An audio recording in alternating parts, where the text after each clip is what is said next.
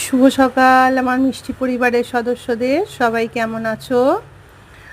তো আজকে একদম বৃষ্টি ভেজা শুভ সকাল যাকে বলে, চারিদিকে শুধু বৃষ্টি হচ্ছে, মানে অনেক দিন পর বৃষ্টি নেমেছে।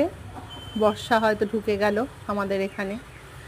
তো যাই হোক, আজকে খুব মানে আরাম হচ্ছে, সত্যি কথা বলতে ভীষণ আরাম হচ্ছে। এত অতিরিক্ত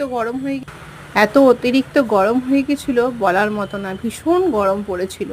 প্রতিটা মানুষ, পশু পাখি, গাছপালা সবার ভীষণ কষ্ট হচ্ছিল। আর এই যে আমি চলে এসেছি পুজোর আমার এখানে পুজো করতে। এটা হচ্ছে আমার ভীষণ শান্তির জায়গা, শান্তির মানে ভীষণ ভীষণ ভীষণ শান্তির জায়গা।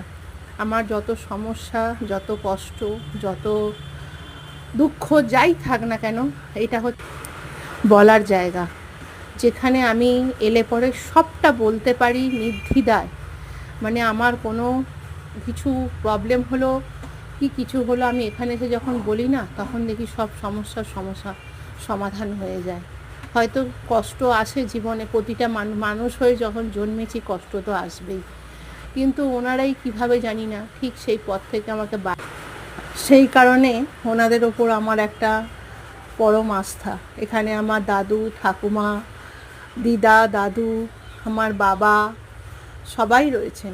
আর আমার পরমেশ্বর তো রয়েইছেন, মহাদেব আছেন, মা কালী আছেন, বজরংবলী আছে, সবাই রয়েছে। মানে সবার আশীর্বাদের হাত থাকা যে কতটা জরুরি সেটা মনে হয় আমি খুব ভালো করে জানি।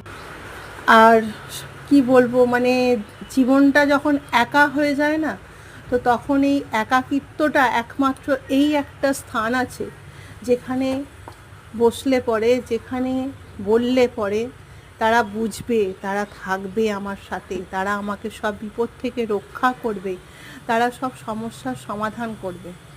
এইটা হচ্ছে আমার সেই জায়গা যেখানে আমি সব সময় আসি। আর এই জায়গাটাতে আমার একটা অদ্ভুত শান্তি আসে, ভীষণভাবে শান্তি আসে। যখন প্রচুর মন খারাপ হয়ে যায়, আমি বেলুড় মঠ চলে যাই। বেলুড় মঠে গিয়ে বসে থাকলেও মনে হয় আলাদা শান্তি আসে। আর এই হচ্ছে আমার ঘরে এই ঠাকুর, এই ঠাকুরের কাছে বসে থাকলে আমার একটা আলাদা শান্তি আসে। তো এই নিয়েই আজকের আমার ব্লগটা তোমাদেরকে দেখালাম। কেমন লাগলো তোমাদের জানিও। সবাইকে আপাততর জন্য টাটা।